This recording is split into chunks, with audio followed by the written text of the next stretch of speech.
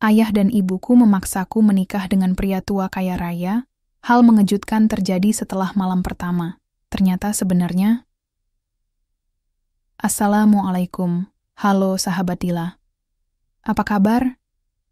Sebelum kita lanjut kisahnya, yuk komen dulu dari mana kota atau kabupaten asal kalian, biar bisa makin deket.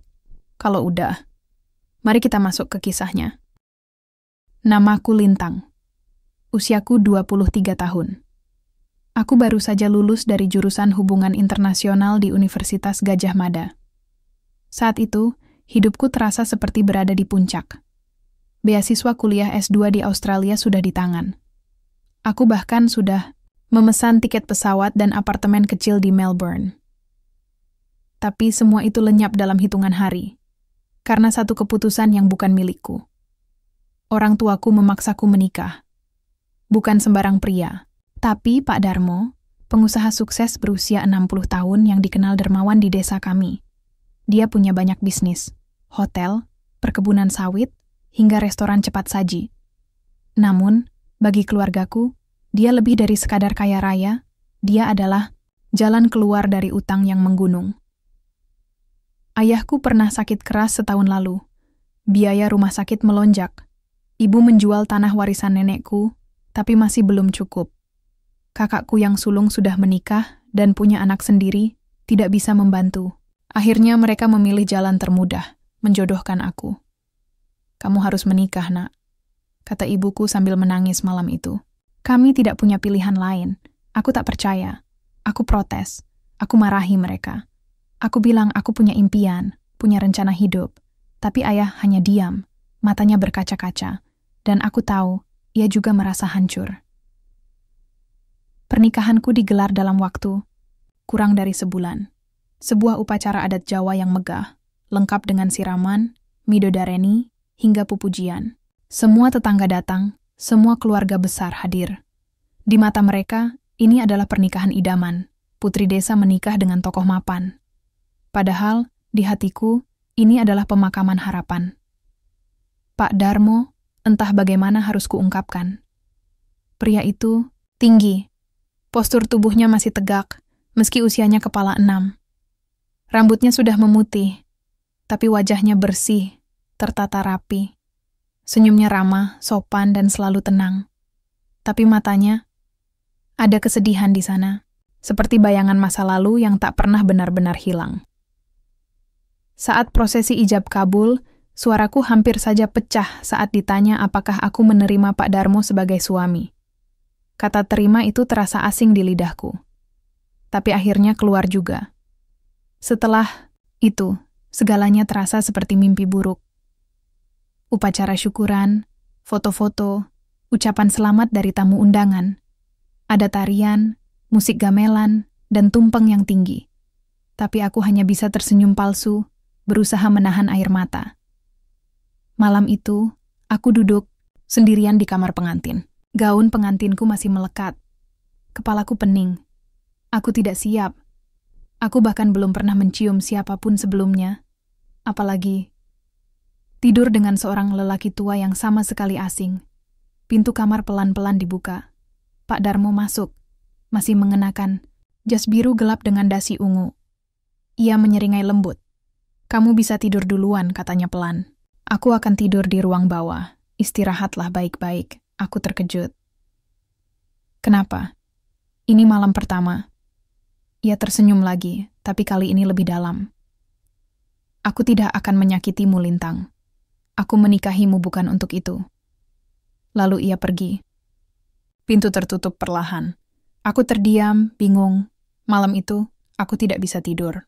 Hanya bisa menatap langit-langit kamar besar yang dingin. Bertanya-tanya apa sebenarnya maksud perkataannya. Dan aku mulai menyadari bahwa pernikahan ini bukan sekadar tentang cinta atau nafsu.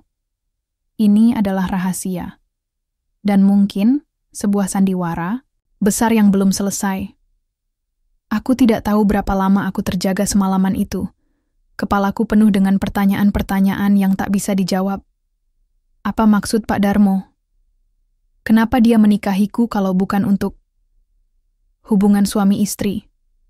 Dan mengapa Ia pergi begitu saja. Pagi datang tanpa sapaan hangat atau ritual kecil yang biasanya menyambut pengantin baru. Aku bangun dengan kepala pening dan mata sembab karena kurang tidur. Di luar jendela, burung-burung berkicau riang, seolah tidak peduli bahwa dunia dalam hatiku sedang hancur-hancuran. Aku turun ke ruang makan dengan langkah gontai. Di sana, sudah duduk seorang lelaki tua yang tampak tenang. Ia mengenakan baju batik biru dengan motif parang. Di atas meja kayu besar, tersedia nasi uduk hangat, telur dadar, ikan asin, dan tumisan kangkung. Pak Darmo menyambutku dengan senyum, yang sama seperti malam tadi. Selamat pagi, Lintang. Sarapanlah. Kamu pasti lapar. Aku hanya mengangguk pelan. Aku duduk di seberangnya. Suasana terasa canggung. Ini pertama kalinya kami sarapan bersama sebagai pasangan suami istri. Tapi rasanya seperti dua orang asing yang dipaksa tinggal satu atap. Kamu bisa keliling rumah jika ingin, katanya sambil menyendok nasi. Ada banyak ruangan. Kamu bebas memilih mana yang ingin kamu jadikan tempat membaca atau sekadar bersantai. Aku mengernyit. Kenapa kamu baik sekali padaku? Ia terdiam sejenak, lalu menjawab, karena aku tahu apa arti kehilangan impian. Aku tidak mengerti maksud perkataannya. Tapi aku juga tidak bertanya lebih lanjut. Mungkin karena masih terlalu pagi, atau mungkin karena aku belum siap mendengar jawaban yang mungkin membuatku bingung lagi. Setelah sarapan, aku memutuskan untuk melakukan apa yang dikatakannya, menjelajahi rumah besar itu. Rumah itu luas, terdiri dari 3 lantai, dengan halaman belakang yang cukup besar untuk menjadi taman mini. Ada kolam renang, gazebo, dan bahkan perpustakaan pribadi. Namun, meski megah, rumah itu terasa dingin, sepi, seperti tidak pernah benar-benar dihuni oleh jiwa hidup. Hanya ada beberapa staf rumah tangga, seorang pembantu bernama Ani, sopir bernama Pak Suryo, dan seorang tukang kebun bernama Joko. Aku mulai merasa aneh. Semua orang di sini sepertinya tahu sesuatu yang aku tidak tahu. Setiap kali aku bertanya tentang masa lalu Pak Darmo, mereka selalu mengalihkan topik atau menjawab dengan jawaban ambigu. Aduh, saya tidak terlalu kenal Pak Darmo sejak dulu. Mbak, kata Ani saat aku menanyakan tentang foto-foto lama yang kutemukan di lemari di ruang tamu. Foto apa, Mbak? Tanya Joko. Ikut nimbrung. Yang hitam putih. Di sana dia muda banget. Rambutnya lebih panjang, bajunya agak beda dari sekarang. Joko dan Ani saling pandang. Lalu Ani berkata cepat, "Oh, itu pasti foto dari masa mudanya di Bandung. Dia bilang dulu suka eksperimen gaya. Aku tidak puas.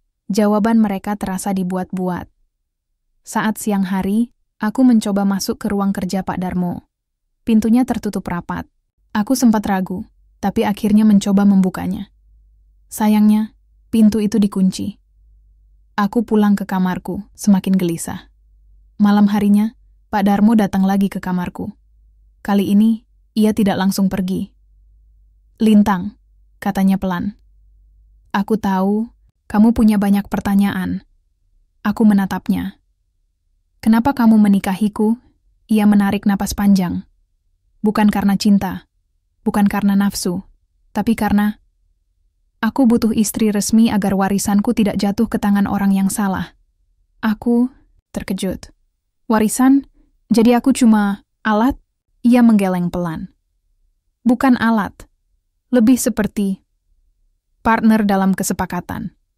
Aku akan memberimu segala yang kamu butuhkan. Uang, kebebasan, bahkan tiket pergi ke luar negeri. Asalkan kamu mau tetap menjadi istrimu secara hukum selama setahun. Aku tidak bisa berkata-kata. Hatiku campur aduk antara marah, bingung, dan sedikit lega. Jadi ini semua hanya acting? Lalu, kita tidak akan... Tidak. Aku tidak bisa. Aku tidak pernah tidur dengan siapapun selama 2 dekade terakhir. Aku terdiam. Perkataannya membuatku semakin bingung. Kenapa? Tanyaku perlahan. Ia menatapku. Matanya redup, seperti melihat sesuatu yang sangat jauh. Karena aku bukan pria sejak lama, Lintang. Aku tidak langsung memahami maksudnya. Sampai akhirnya aku menyadari arti dari setiap kata yang ia ucapkan. Maksudmu, kamu dulunya wanita? Ia mengangguk pelan. Ya, namaku dulu Dina. Aku lahir sebagai perempuan. Tapi sejak umur 25 tahun, aku memilih untuk hidup sebagai pria. Operasi, terapi hormon, pergantian identitas, semua aku lakukan. Aku berhasil, tapi rahasia itu harus tetap tersembunyi. Karena jika orang tahu, maka saudara-saudaraku akan mengklaim bahwa statusku tidak sah, dan mereka akan merebut hartaku. Aku terdiam. Duniamu terasa goyah. Aku menikah dengan seorang transgender. Bukan hanya itu, ia menikahiku demi melindungi dirinya sendiri. Aku tidak tahu harus merasa ditipu atau merasa kasihan. Jadi selama ini, kamu hidup dengan rahasia besar? Bisikku, ia mengangguk. Ya, dan aku minta maaf karena memaksa kamu masuk ke dalamnya. Aku menutup mata sejenak. Aku tidak tahu apa yang harus aku lakukan. Tapi satu hal yang pasti, hidupku tidak akan pernah sama lagi. Setelah malam penuh pengakuan itu, aku tidak bisa tidur lagi. Aku terus memutar ulang percakapan antara aku dan Pak Darmo. Ia dulunya perempuan, menikahiku hanya untuk melindungi warisannya, dan selama ini hidupnya penuh kepalsuan. Aku menggulingkan tubuhku di ranjang besar itu, mencoba menenangkan pikiran. Tapi setiap kali aku hampir tertidur, bayangan wajah Pak Darmo muncul kembali. Senyumnya yang tenang, suaranya yang lembut, matanya yang menyimpan kesedihan tak berujung. Pagi datang seperti biasa. Burung-burung berkicau riang di luar jendela. Matahari pagi menyelinap masuk melalui tirai tipis. Aku bangkit dari tempat tidur dan langsung mandi, mencuci wajahku, berusaha membersihkan juga rasa bingung yang masih tersisa. Saat turun ke ruang makan, Pak Darmo sudah duduk di sana. Sarapan lengkap tersedia di atas meja kayu besar. Seperti kemarin, ia menyambutku dengan senyum. "Selamat pagi," ujarnya. "Kamu kelihatan segar hari ini." Aku duduk di seberangnya tanpa banyak bicara. Aku mulai menyadari bahwa aku harus menjaga sikap. Jika aku ingin bertahan di rumah ini, aku harus tetap tenang, meski dalam hati bergolak ribuan pertanyaan. "Kamu bisa lihat-lihat ke ruang bawah jika kamu ingin," katanya tiba-tiba. "Ruang bawah?" tanyaku heran. "Iya, banyak barang lama di sana. Mungkin kamu bisa menemukan sesuatu yang menarik." Aku menatapnya curiga. Apakah ini bagian dari ujian? Atau justru ia ingin aku mengetahui lebih banyak tentang masa lalunya? Setelah sarapan, aku memutuskan untuk mengikuti saran Pak Darmo. Aku mencari pintu menuju ruang bawah. Setelah beberapa kali salah belok, akhirnya kutemukan sebuah pintu kayu tua di belakang tangga utama. Kunci masih tergantung di sampingnya. Dengan ragu-ragu, aku membuka pintu itu. Udara dingin langsung menyergap. Tangga kayu tua menurunkanku ke ruang bawah yang gelap dan penuh debu. Di sana, ada banyak peti kayu, lemari arsip, lukisan-lukisan yang dibungkus kain putih, dan beberapa foto dalam bingkai kaca. Aku mulai membuka satu persatu peti. Isinya campur aduk. Buku-buku tua, surat-surat, dokumen legal, bahkan beberapa paspor palsu. Aku merasa seperti detektif yang sedang menyelidiki kasus penting. Di dalam salah satu laci, aku menemukan sebuah dokumen medis berlogo rumah sakit ternama di Singapura. Aku membacanya pelan-pelan. Pasien atas nama Dina Putri Wijaya, lahir pada tanggal 12 Januari 1984. Telah menjalani operasi rekonstruksi genitalia pada tanggal 17 Agustus 1989. Diagnosis: disforia gender. Pasien telah menjalani terapi hormon dan psikologis selama 5 tahun sebelum operasi dilakukan. Aku menutup dokumen itu dengan tangan gemetar. Ini benar-benar nyata. Bukan mimpi buruk atau sandiwara. Aku melanjutkan pencarian dan menemukan beberapa foto lama. Salah satunya adalah foto seorang wanita cantik dengan rambut panjang, tersenyum manis menghadap kamera. Aku yakin itu adalah Pak Darmo, atau lebih tepatnya Dina. Ada juga surat wasiat yang ditandatangani oleh Pak Darmo. Di dalamnya disebutkan bahwa, jika ia meninggal tanpa pasangan resmi, maka seluruh hartanya akan dibagi rata kepada saudara-saudaranya. Namun, jika ia memiliki istri yang tercatat secara resmi, maka separuh dari warisan itu akan menjadi hak istrinya. Jadi inilah alasannya. Aku bukan sekadar korban tekanan ekonomi orang tuaku. Aku adalah bagian dari skema besar untuk melindungi harta dan identitas Pak Darmo. Aku menyimpan semua dokumen itu kembali ke tempatnya semula. Hatiku campur aduk. Aku marah karena diperalat. Tapi aku juga merasa kasihan padanya. Hidupnya pasti sangat sulit. Harus bersembunyi dari dunia, bahkan sampai menikahi orang lain hanya demi perlindungan hukum. Sore itu, aku pulang ke kamarku. Aku membuka laptop dan mulai mengetik beberapa catatan. Entah kenapa, aku merasa butuh menulis semuanya. Mungkin sebagai cara untuk memproses apa yang sedang terjadi. Malam harinya, Pak Darmo datang lagi ke kamarku. Ia sepertinya tahu bahwa aku sudah mengetahui banyak hal. Aku tahu kamu sudah melihat dokumen-dokumen itu, katanya pelan. Aku menatapnya. Kenapa kamu membiarkan aku melihatnya? Karena aku percaya kamu. Karena aku tahu kamu tidak akan membongkar rahasia itu. Aku mendengus. Bagaimana kalau aku melaporkannya ke saudara-saudaramu? Bagaimana kalau aku bilang kamu bukan pria asli? Ia tersenyum kecil. Kamu tidak akan melakukan itu. Karena kamu tahu, meskipun aku menikahimu dengan alasan pragmatis, aku tidak pernah menyakitimu. Aku bahkan bersedia memberimu tiket pergi ke luar negeri setelah 1 tahun. Aku diam. Iya benar. Aku tidak akan mengkhianati dia. Meskipun awalnya aku merasa ditipu, tapi sekarang aku mulai melihat sisi lain dari dirinya. Ia juga manusia. Ia juga punya ketakutan, punya luka, punya impian yang belum sempat tercapai. Kamu tidak sendirian, Lintang, katanya. Aku tahu kamu punya impianmu sendiri. Aku hanya minta kamu bersabar. 1 tahun saja. Aku janji. Setelah itu kamu bebas.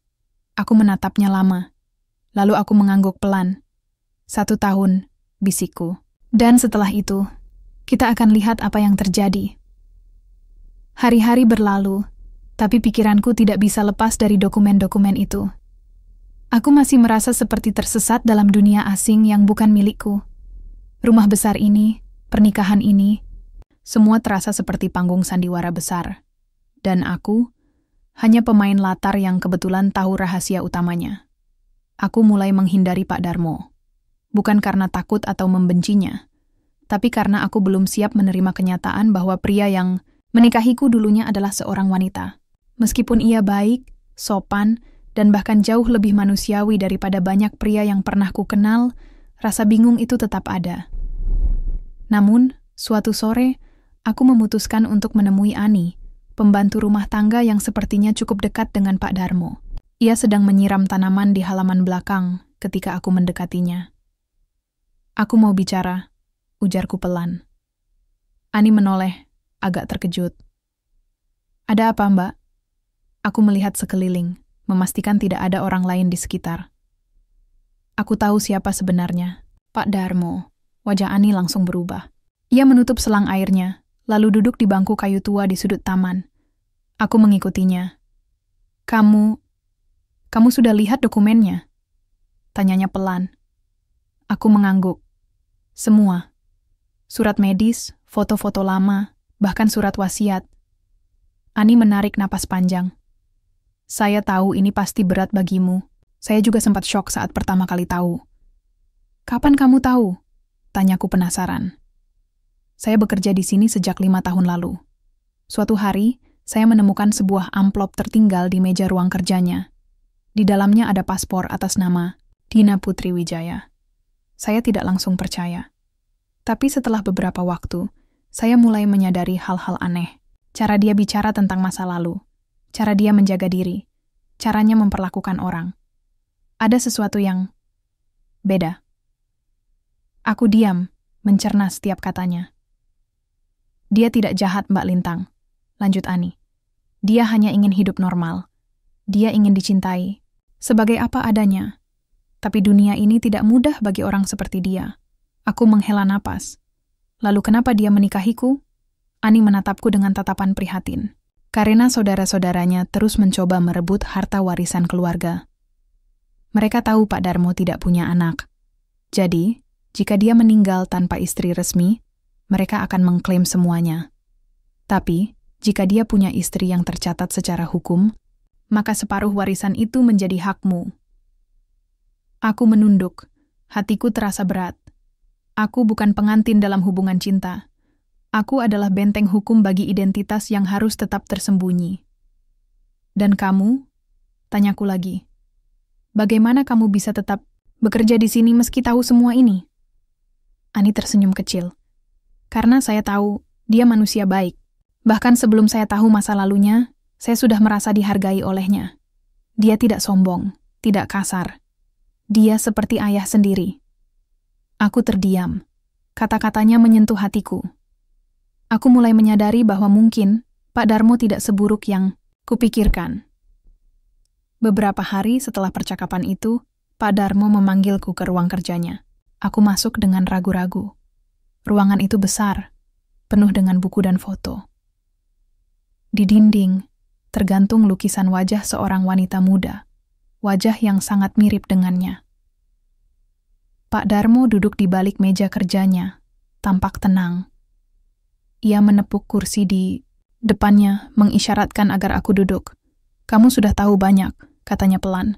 Mungkin kamu merasa dibohongi atau dimanfaatkan. Aku tidak menjawab. Tapi aku ingin kamu tahu satu hal, ia melanjutkan.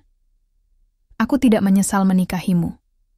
Karena meskipun awalnya hanya akting, aku tahu kamu adalah orang yang bisa dipercaya. Kamu tidak membongkar rahasia itu. Kamu tidak menggunakannya untuk keuntunganmu sendiri. Itu membuatku merasa aman. Aku menatap matanya. Untuk pertama kalinya, aku melihat kelemahan yang tulus di sana. Bukan kepalsuan, bukan tipuan, hanya manusia yang lelah bersembunyi. Kenapa kamu tidak bilang dari awal? Tanyaku akhirnya. Ia tersenyum getir. Karena aku takut kamu akan lari.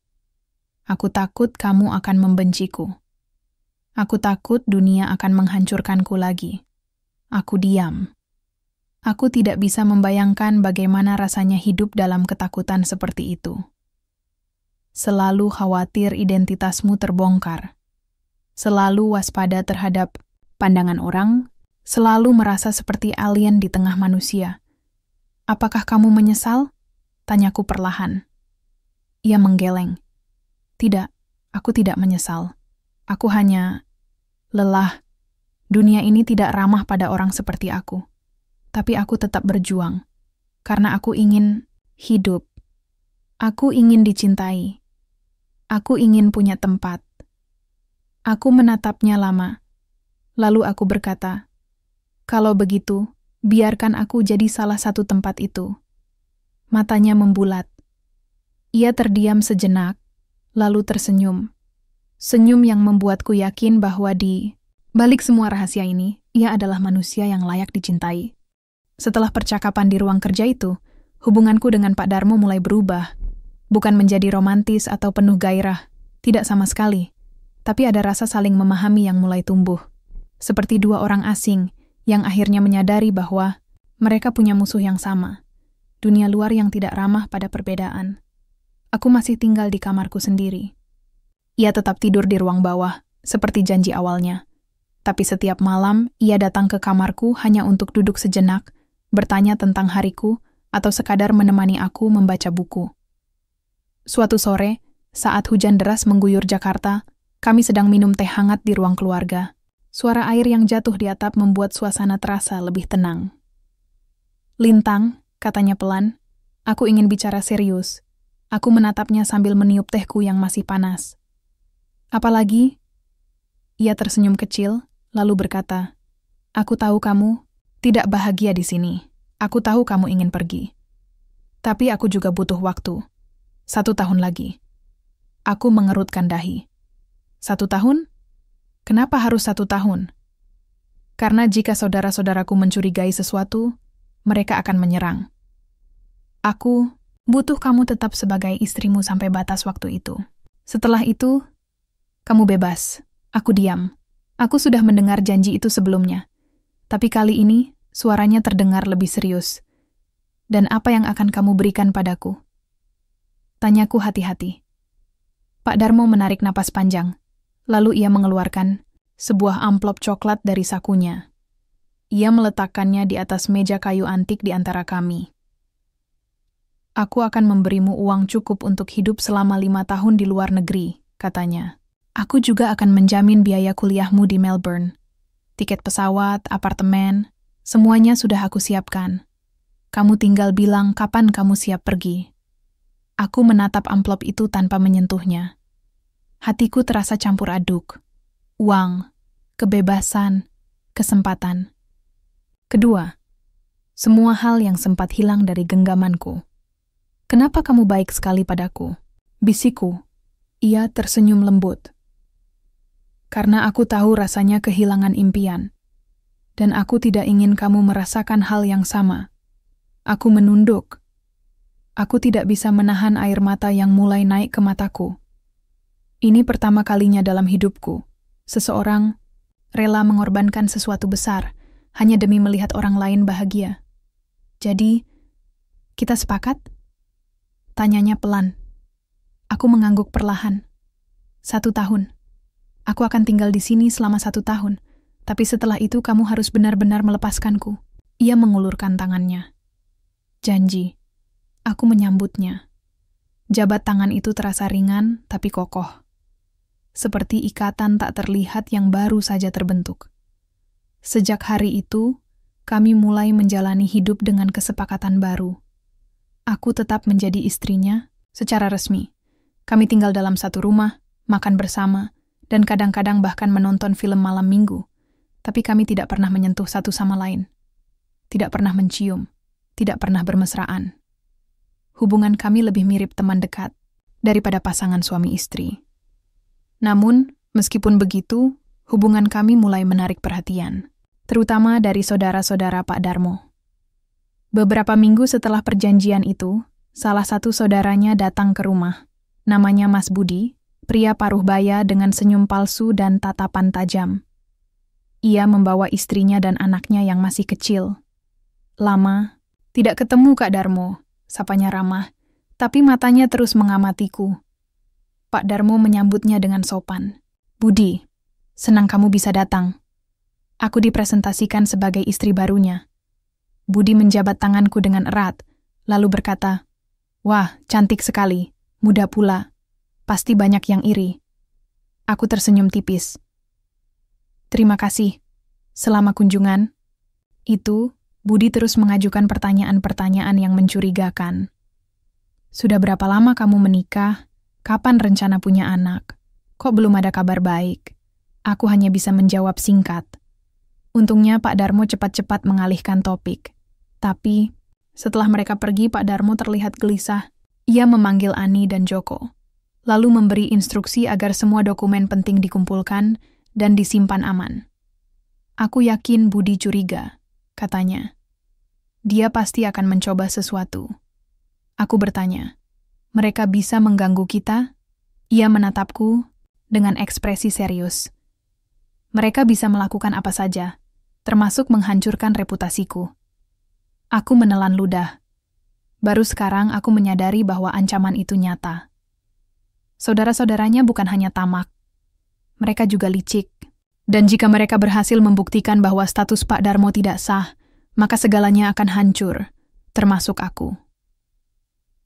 Kehadiran Mas Budi seperti awal dari badai yang tidak terlihat. Setelah kunjungannya beberapa minggu lalu, suasana di rumah mulai berubah. Pak Darmo menjadi lebih tertutup dan sering mengunci diri di ruang kerjanya selama berjam-jam. Ani dan Joko juga terlihat gelisah, bolak-balik membawa dokumen kecil dalam map coklat, lalu menyembunyikannya entah di mana. Aku mencoba bersikap biasa, tapi semakin hari, aku merasa ada sesuatu yang besar sedang terjadi di balik tirai kehidupan kami. Pagi itu, saat aku baru saja selesai sarapan, sebuah mobil hitam mewah tiba-tiba memasuki halaman rumah. Aku melihat dari jendela ruang keluarga. Seorang pria keluar dari kursi belakang, kemudian mengetuk pintu utama. Joko membukakan pintu. Pria itu tampaknya bukan tamu biasa. Jas rapi, dasi biru tua, dan mata tajam yang langsung menatap ke arahku. Begitu ia masuk. "Nama saya Andi Putra," katanya pada Pak Darmo yang sudah menunggu di ruang tamu. "Saya dari firma hukum Putra & Rekan." Pak Darmo tersenyum dingin. "Saya tidak pernah menyewa jasa Anda." Andi duduk tanpa diminta. "Ini bukan kunjungan resmi. Ini lebih personal. Saudara Anda, Bapak Budi, menyewa kami untuk menyelidiki status pernikahan Anda." Aku menegang. Matiku langsung menoleh ke Pak Darmo. Wajahnya tetap tenang, tapi tangannya mencengkeram ujung sofa dengan cukup kuat untuk membuat buku-bukunya memutih. "Apa maksud penyelidikan itu?" tanyaku dengan suara datar. Andi menatapku sejenak, lalu menjawab. "Banyak pertanyaan tentang sah atau tidaknya pernikahan Anda berdua. Apakah status hukum Bapak Darmo sebagai pria benar-benar valid? Apakah pernikahan ini dibuat atas dasar kesepakatan sepihak? Dan yang terpenting, apakah istri barunya ini benar-benar tahu segalanya?" Aku menelan ludah. Mereka tahu. Atau setidaknya, mereka mencium adanya sesuatu. "Saya menyarankan agar Anda semua berpikir ulang," kata Pak Darmo akhirnya. Suaranya rendah tapi tegas. "Pernikahan ini sah secara hukum. Akta nikahnya tersimpan baik. Saya punya saksi. Saya punya surat keterangan dokter. Semua lengkap." Andi tersenyum tipis. "Itu belum tentu cukup jika ada gugatan dari keluarga. Terlebih lagi, jika ternyata identitas Anda sebelumnya masih bisa digunakan sebagai alat pembatalan." Pak Darmo tidak menjawab. Ia hanya menatap pria itu dengan tatapan dingin. Setelah Andi pergi, suasana di rumah semakin tegang. Pak Darmo memerintahkan Ani untuk mengambil semua dokumen penting dari brankas di ruang bawah dan membawanya ke tempat aman, kantor pengacara langganan keluarganya. "Mereka akan mencoba menyerang lewat jalur hukum," katanya padaku malam itu. "Dan mungkin juga jalur media." Aku menggeleng pelan. "Kenapa mereka begitu ngotot ingin mengambil hartamu?" Ia tersenyum getir. "Karena mereka tahu aku tidak bisa melawan secara fisik. Aku sudah tua. Aku sakit-sakitan. Dan mereka tahu satu-satunya kelemahanku adalah masa laluku. Aku diam. Aku mulai merasa bahwa aku bukan hanya terlibat dalam perjanjian 1 tahun. Aku ikut terjebak dalam peperangan rahasia antara keluarga yang penuh dendam dan keserakahan."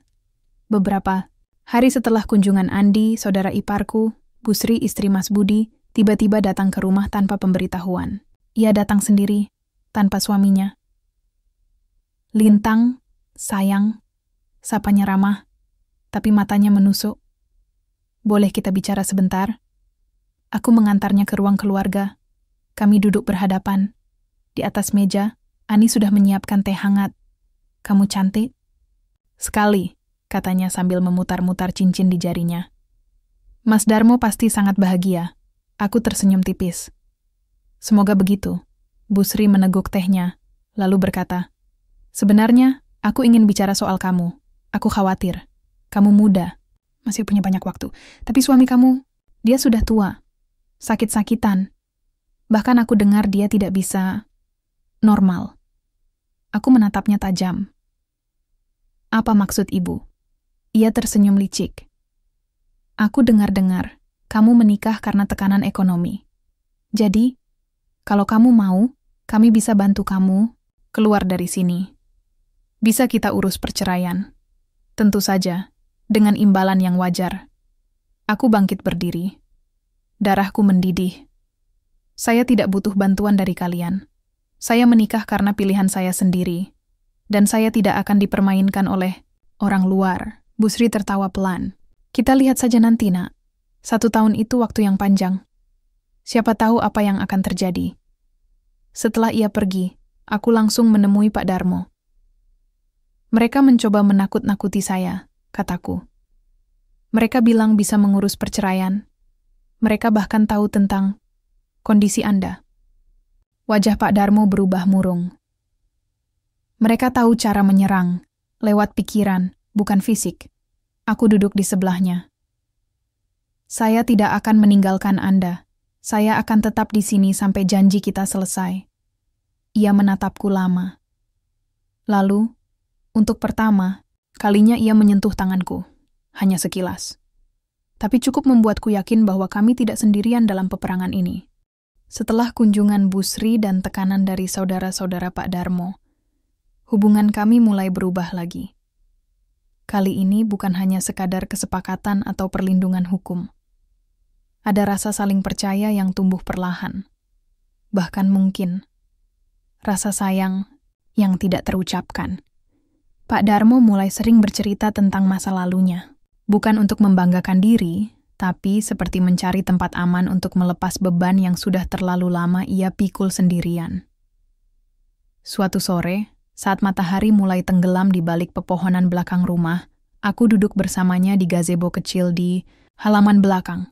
Angin sepoi-sepoi mengalir, membawa aroma tanah basah setelah hujan pagi tadi. Aku lahir sebagai Dina, katanya pelan. Suaranya bergetar sedikit. Anak kedua dari 4 bersaudara. Aku punya 2 kakak perempuan dan 1 adik laki-laki. Keluargaku sangat tradisional. Mereka selalu bilang, perempuan harus begini, perempuan harus begitu. Tapi aku tidak pernah merasa seperti itu. Aku menatapnya. Matanya berkaca-kaca, tapi ia tetap tersenyum. Aku mulai menyadari sesuatu salah saat umurku 18 tahun. Aku merasa seperti orang asing dalam tubuhku sendiri. Aku membenci rambut panjangku, membenci payudara yang tumbuh, bahkan membenci cara orang memanggilku kamu atau nona. Aku ingin dipanggil dia, mas, atau bahkan pria. Aku ingin menjadi pria. Aku diam mendengarkan. Hatiku terasa sakit untuknya. Betapa beratnya hidup dalam ketidakyakinan identitas diri. Lalu aku bertemu seseorang, lanjutnya. Seorang psikolog di Bandung. Dia pertama kali memberiku pengertian bahwa apa yang kurasakan itu punya nama. Disforia gender. Dia juga mengarahkanku ke dokter spesialis, ke ahli hormon, sampai akhirnya operasi itu. Aku menelan ludah. Keluargamu tahu? Ia menggeleng pelan. Tidak, aku pura-pura kuliah di luar negeri. Padahal, aku tinggal di Singapura selama 5 tahun. Saat aku pulang, semua orang mengira aku baru saja pulang dari studi. Padahal, aku sudah jadi siapa aku sekarang.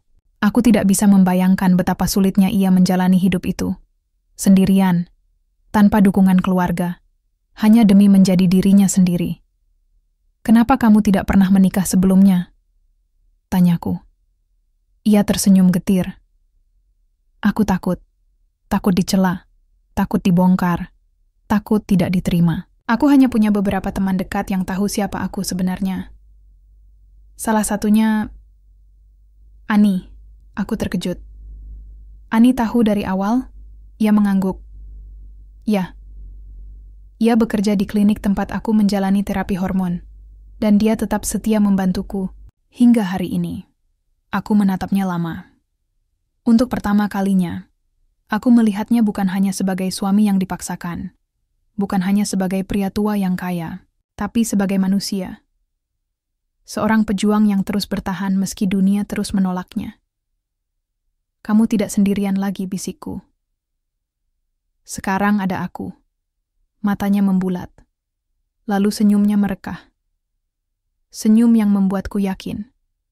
Hubungan kami bukan lagi soal kontrak atau uang, tapi soal kepercayaan, soal rasa sayang yang tumbuh tanpa direncanakan. Beberapa minggu berlalu, kami mulai lebih akrab.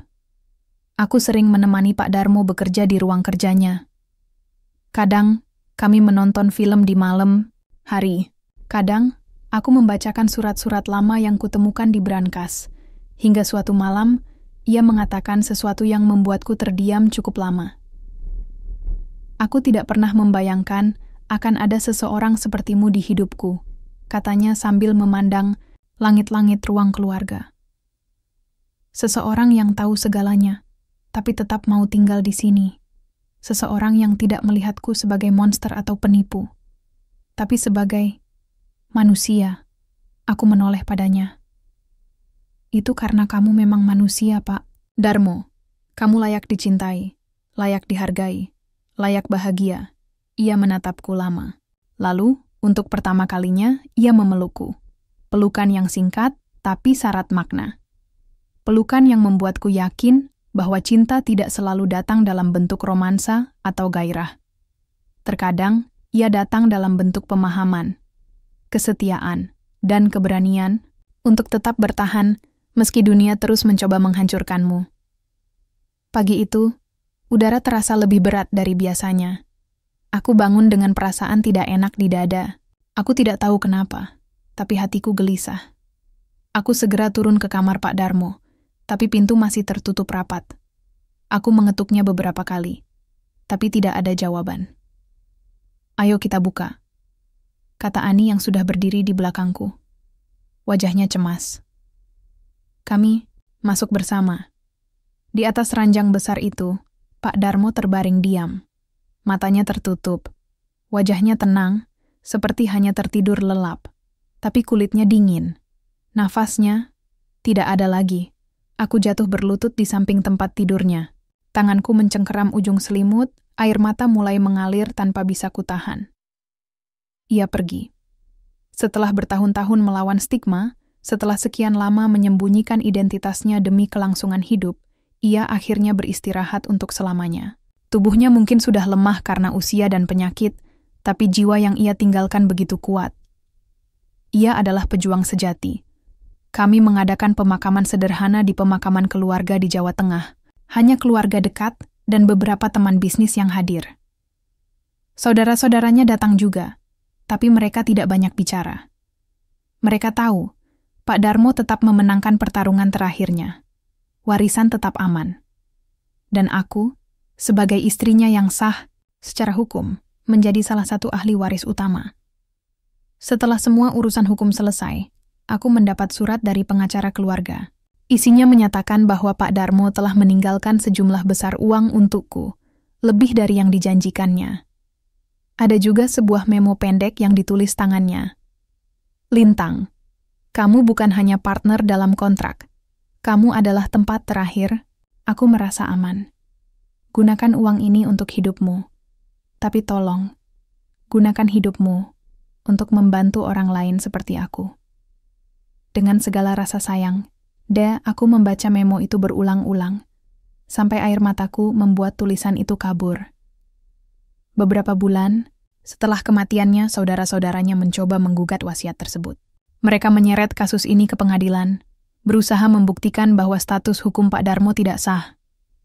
Tapi dokumen-dokumen yang ia persiapkan dengan rapi, surat keterangan medis, akta nikah, bahkan transkrip operasi ganti kelamin, semua lengkap dan legal. Gugatan mereka ditolak oleh hakim, aku menang. Lagi-lagi Pak Darmo menang meskipun sudah tiada. Saat itulah aku memutuskan untuk menggunakan uang itu, tidak hanya untuk diriku sendiri, tapi juga untuk membantu orang-orang seperti Pak Darmo. Aku membuka yayasan kecil bernama Yayasan Cinta Tanpa Batas, yang fokus pada pemberdayaan komunitas transgender dan LGBTQ+ di Indonesia. Kami menyediakan layanan konseling, bantuan hukum, dan beasiswa bagi anak-anak dari keluarga kurang mampu yang ingin menempuh pendidikan tinggi. Beberapa bulan setelah yayasan itu berdiri, aku memberikan pidato singkat dalam acara amal di Jakarta. Di panggung itu, aku berbicara tentang Pak Darmo, tentang hidupnya yang penuh rahasia, tentang keteguhan hatinya, tentang bagaimana ia menemukan cinta dalam cara yang tidak terduga, dan bagaimana ia mengajariku arti penerimaan. Pak Darmo adalah pria yang paling berani yang pernah saya kenal, kataku di depan puluhan orang yang hadir. Bukan karena dia kaya atau sukses, tapi karena ia berani menjadi dirinya sendiri, meski dunia terus mencoba mengubahnya. Aku menatap foto Pak Darmo yang terpajang di panggung. Senyumnya yang biasa ia tunjukkan padaku, kini tersenyum abadi dari kertas foto itu. Saya berjanji akan terus membela orang-orang sepertinya. Karena cinta bukanlah soal gender, bukan soal usia, bukan soal dari mana kita berasal, tapi soal bagaimana kita saling melindungi.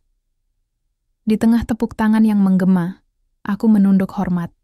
Untuk Pak Darmo, untuk Dina, untuk Lintang, dan untuk semua orang yang berjuang menjadi siapapun mereka ingin menjadi.